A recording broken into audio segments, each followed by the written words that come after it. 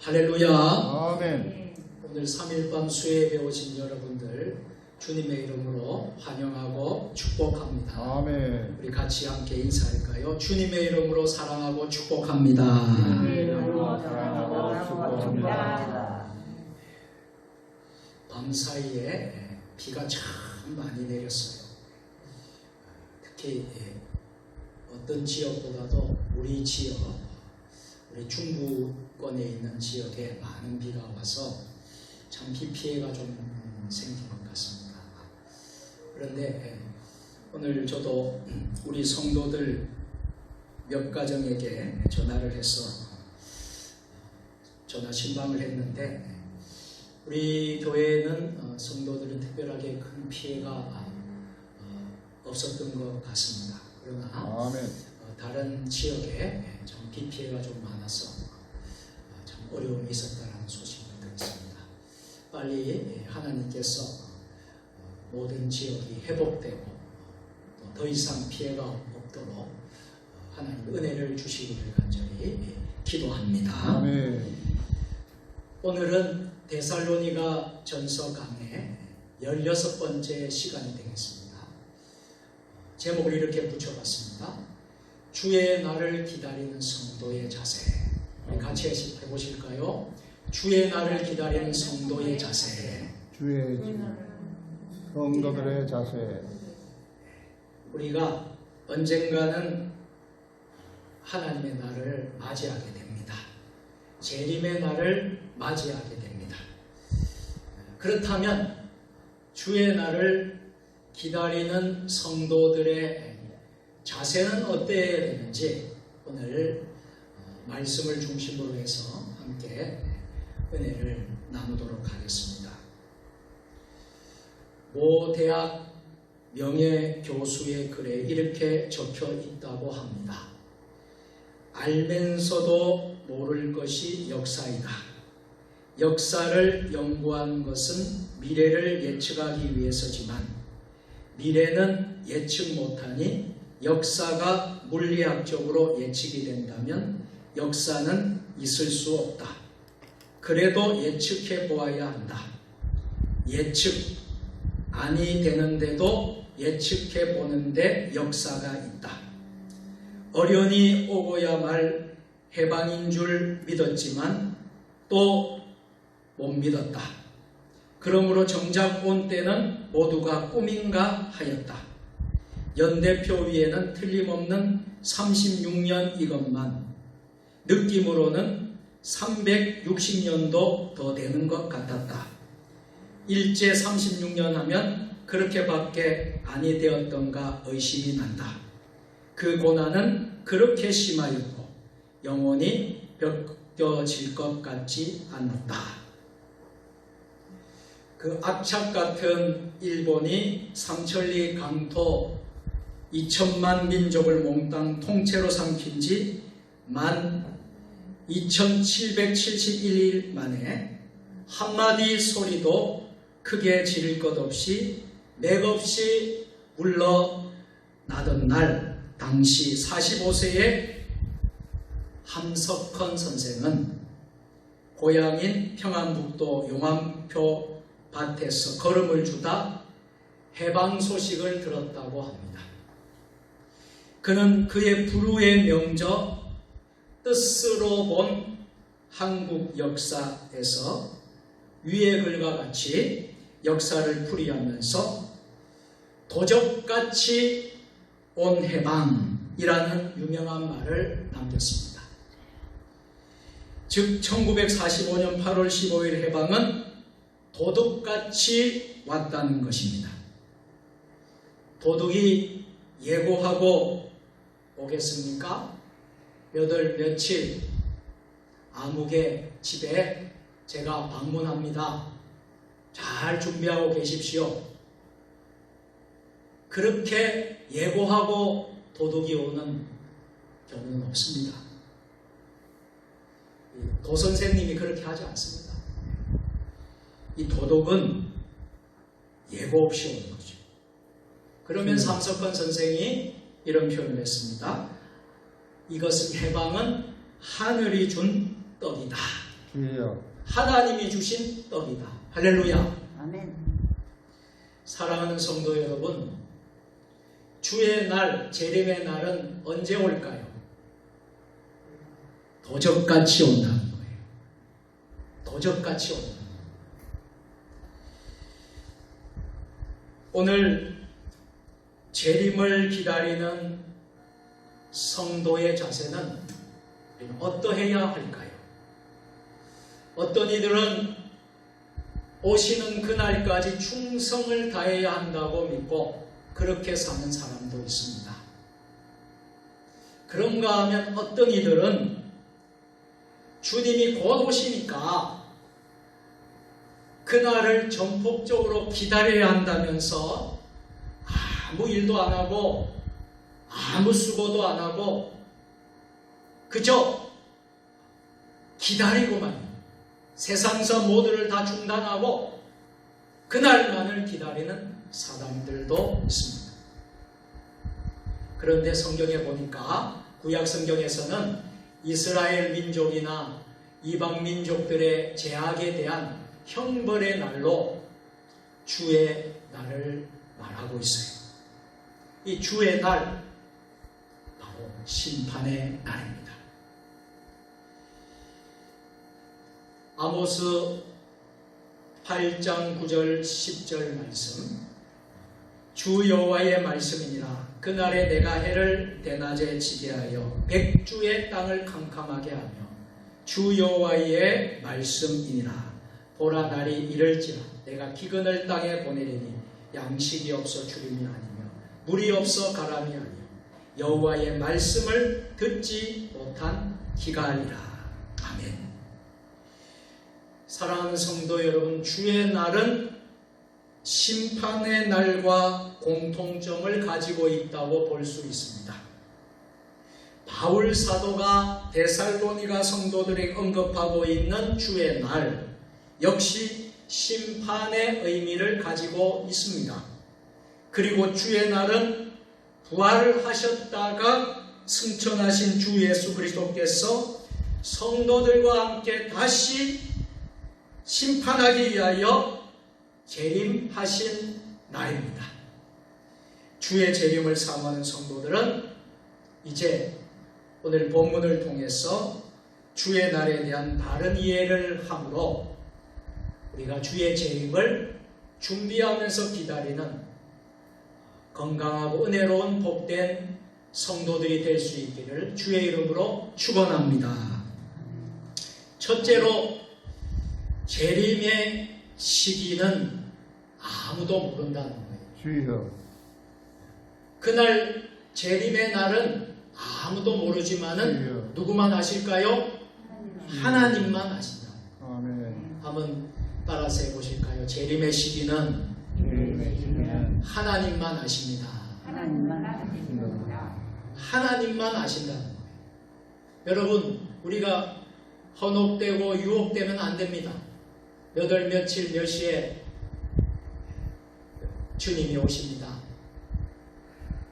여러분, 거기에 헌옥되면 안 되는 것입니다. 주여. 재림의 시기는 오직 하나님만 아시는 겁니다. 주여.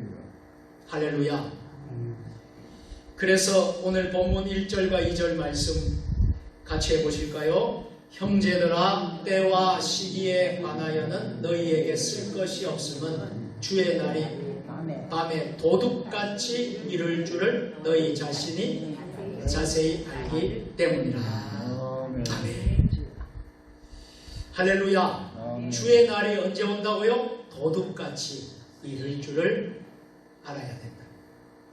때와 시기는 모른다는 거예요. 하나님만 아신다.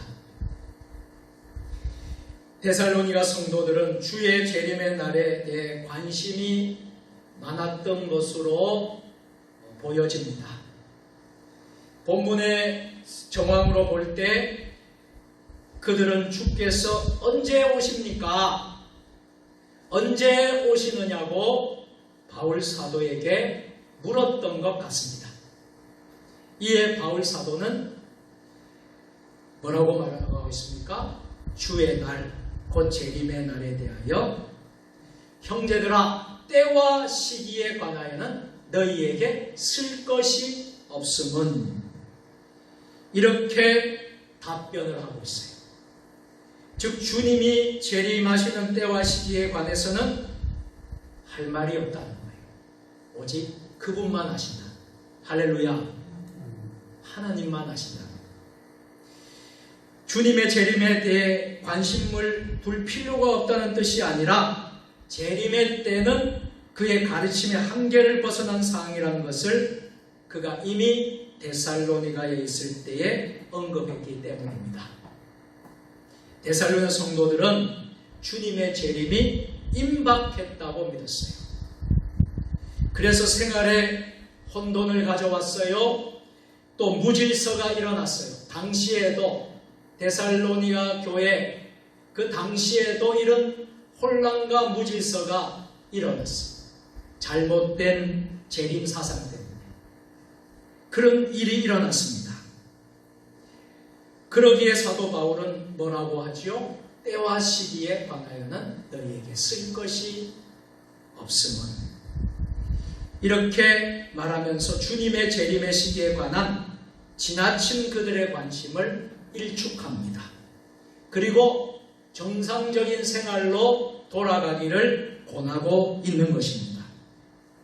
그래서 바울 사도는 재림의 시기를 아는 것이 문제가 아니라 뭐가 중요할까요? 한번 따라 그날을 맞을 준비가 더 준비합니다. 더 중요합니다. 할렐루야. 아멘. 그날을 맞을 재림을 맞을 준비가 더 중요하다는 것입니다. 아멘. 그래서 이미 가르쳐준 사실을 상기시키면서 이렇게 말합니다. 오늘 본문 2절 말씀처럼 주의 날이 밤에 도둑같이 이룰 줄을 너희 자신이 자세히 알기 때문이라. 아멘.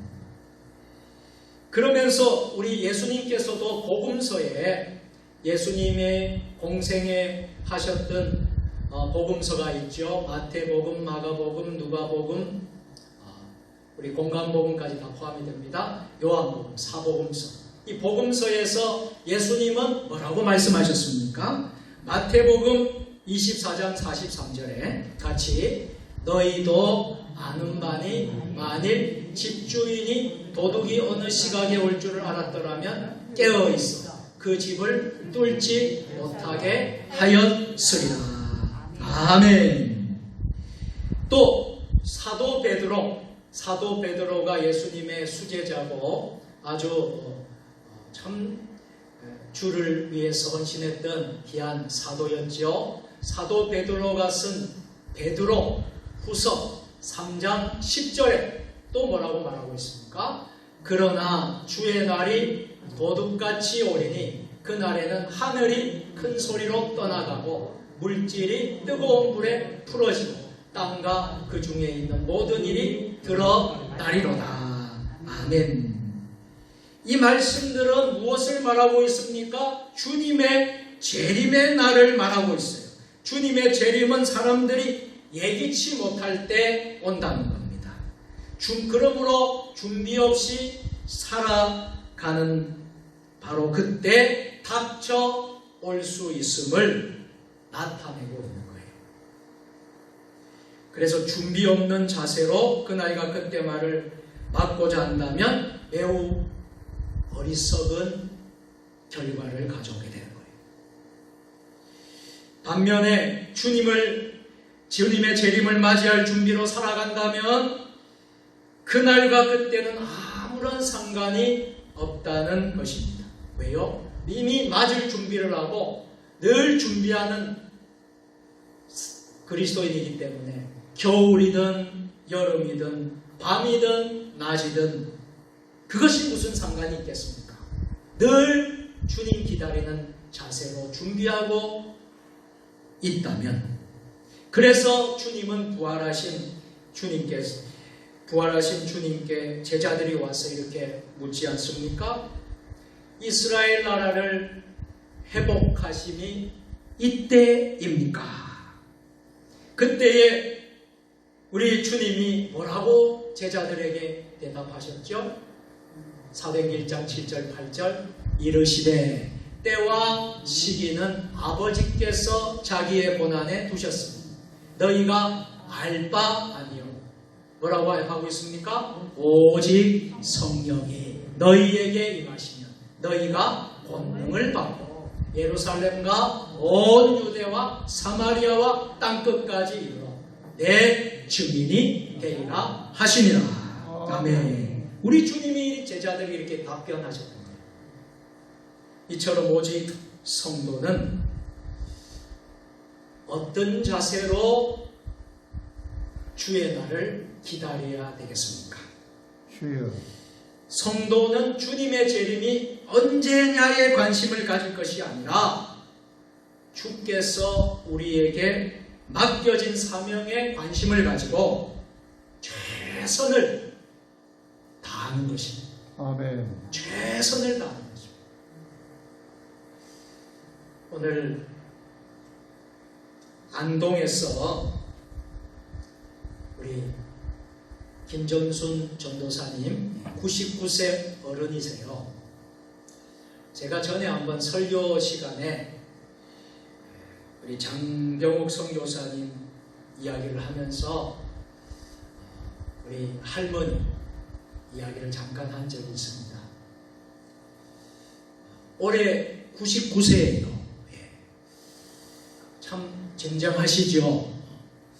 오늘 이 예배당에 오셔서 함께 지금 예배를 드리고 있어요. 99세 어르신이 주님의 성전에서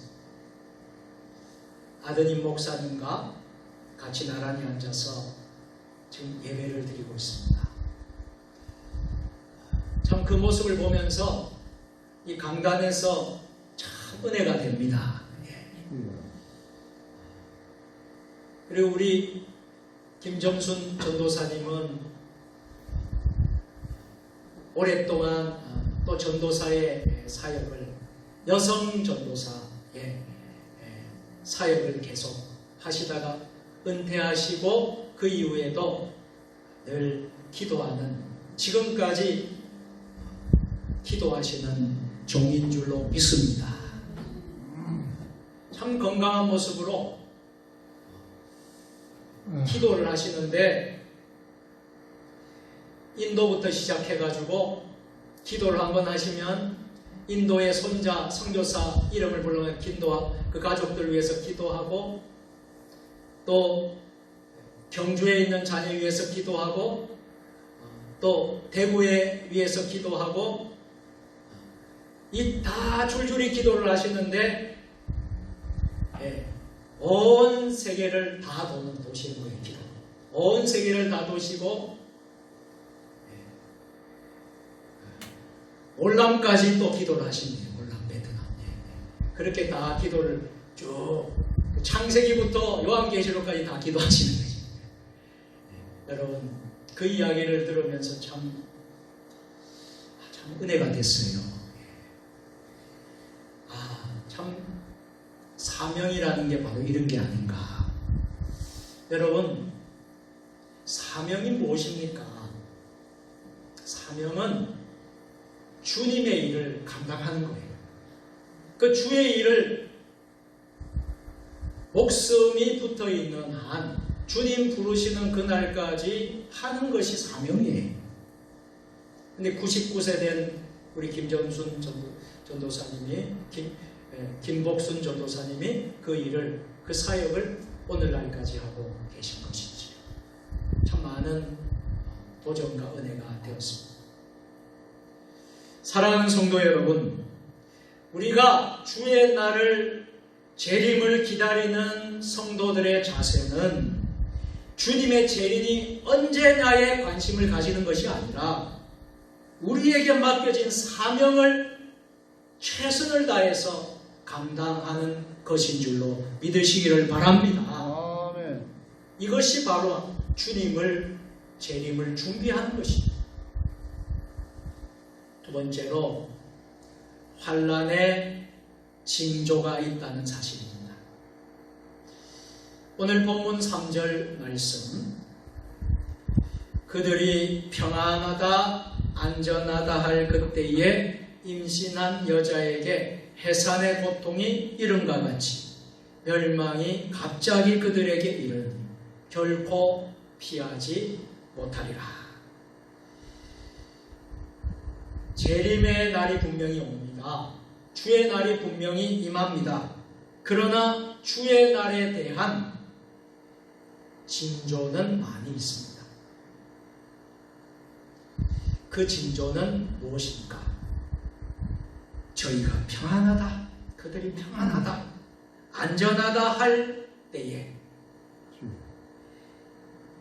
임신한 여자의 해산의 고통이 이름과 같이 멸망이 갑자기 그들에게 이르는 주여. 결코 그것을 피하지 못한다는 사실이에요.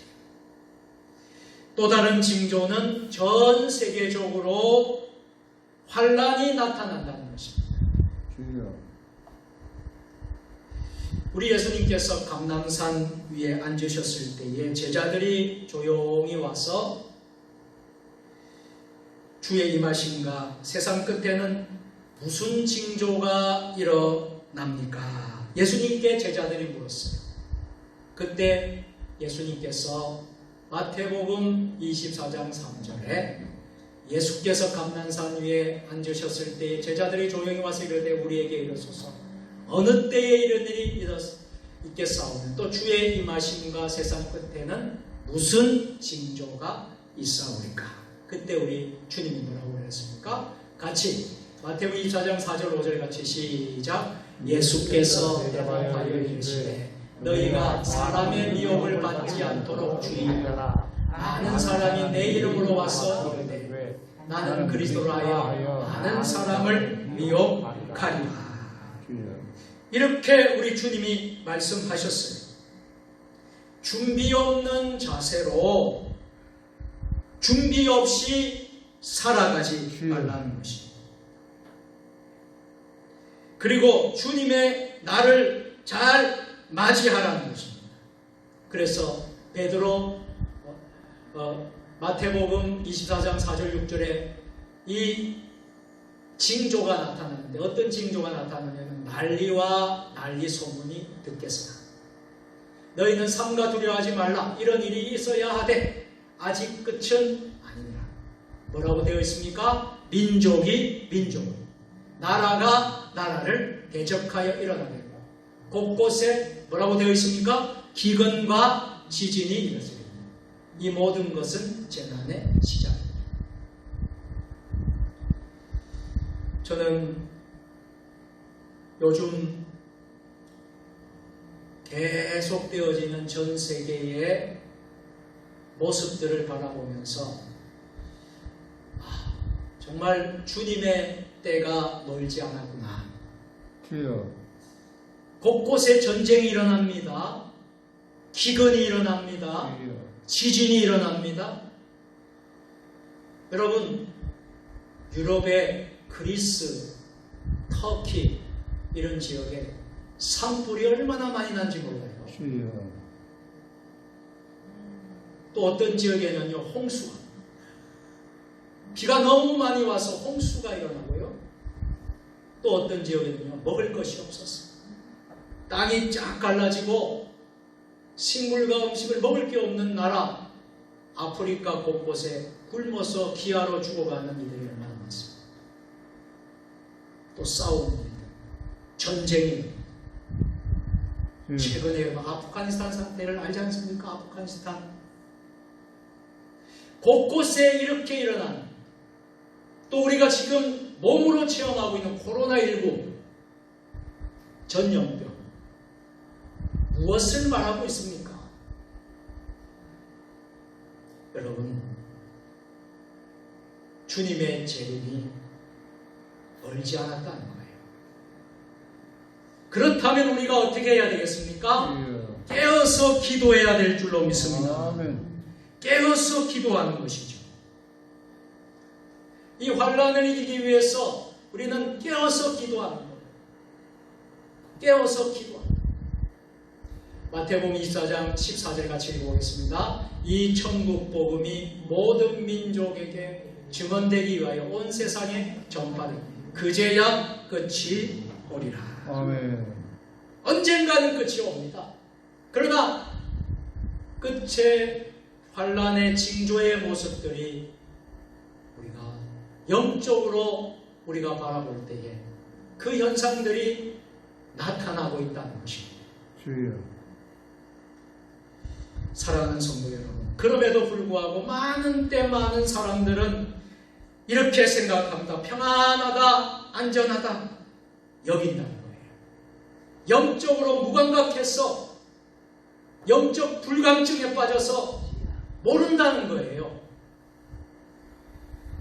그때 믿지 않는 사람들은 성경의 경고를 받아들이지 않고 평화와 안전만을 자랑하게 되는 것입니다. 주여. 지금 이 순간에도 평안과 즐거움을 마음껏 누리는 사람들이 있어요. 세상에 빠져서 흥청망청 쾌락에 빠졌어.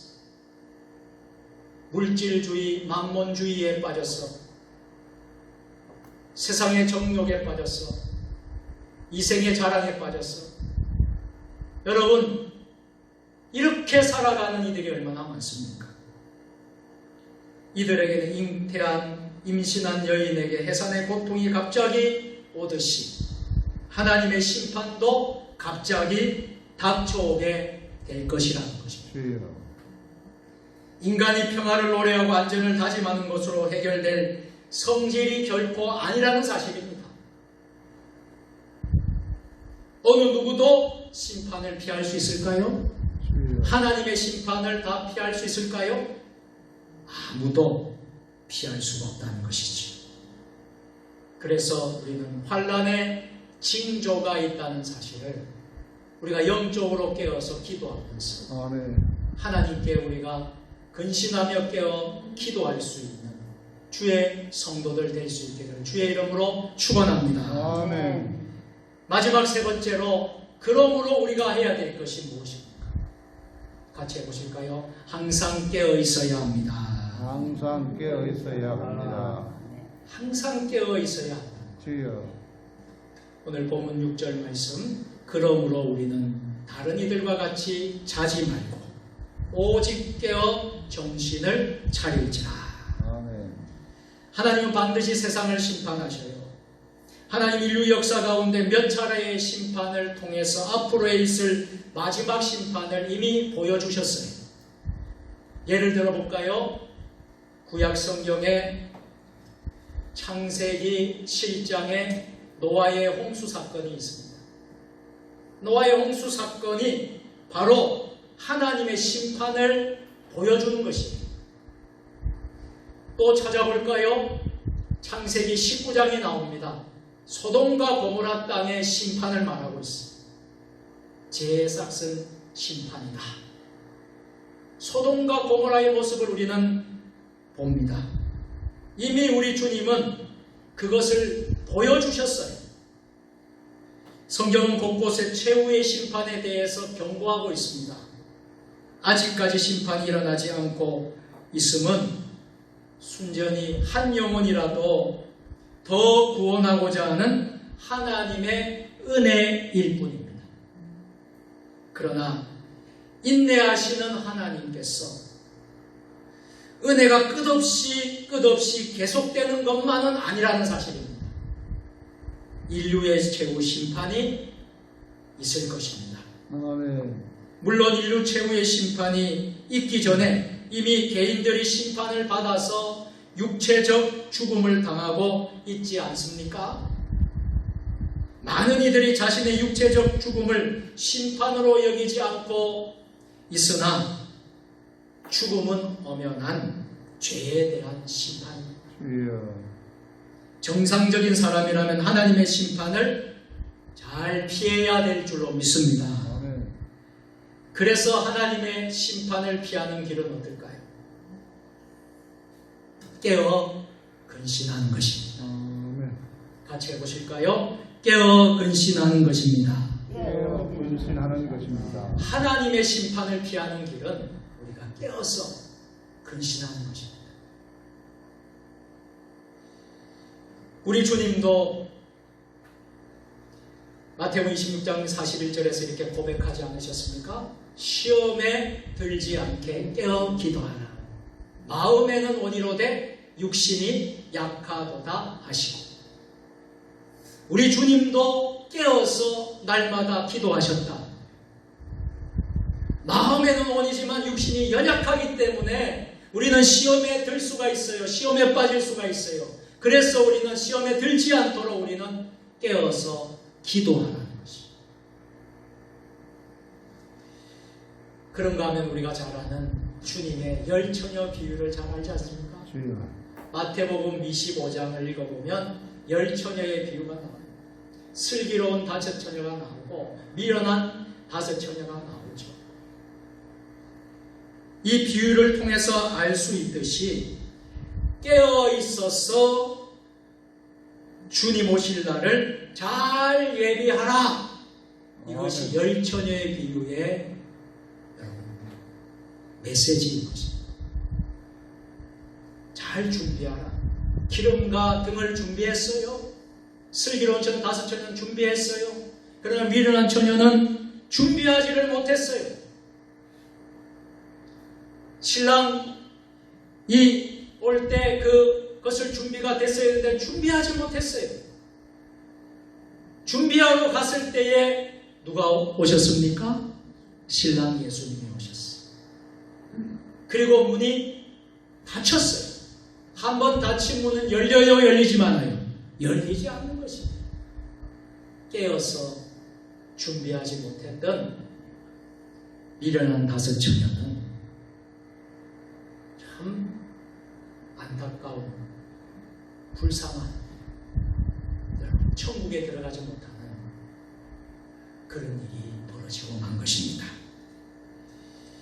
그러므로 우리는 그런즉 깨어있으라. 너희는 그 날과 그때를 알지 못하니라. 마태복음 25장 13절 말씀처럼 늘 깨어 있어야 합니다.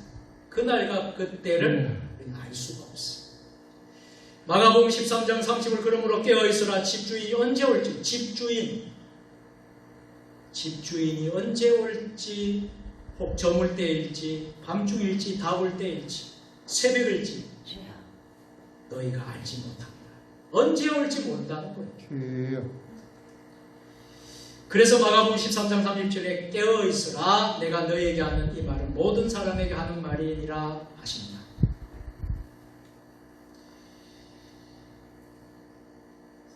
이제 말씀을 맺도록 하겠습니다. 주여. 우리 배경식 총장님, 김원욱 사모님이 오늘 함께 예배 참여하고 계시는데요. 저희 은사 목사님이시고 교수님이시죠. 우리 배경식 목사님은 독일에서 공부를 하시고 독일에서 신학박사, 조직신학박사를 학위를 받으시고 독일에 생활을 오래 하셨습니다. 참 귀한 학자이시고 참 겸손하시고 청빈하신 참 이렇게 스승님이신데, 독일인들에게 장벽 붕괴가 1989년도에 있었습니다.